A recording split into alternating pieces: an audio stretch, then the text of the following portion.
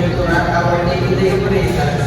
It is the difference between our current assets like cash and inventory and our current liabilities like bills and loans. Nice. Sino bang may question about sa working capital?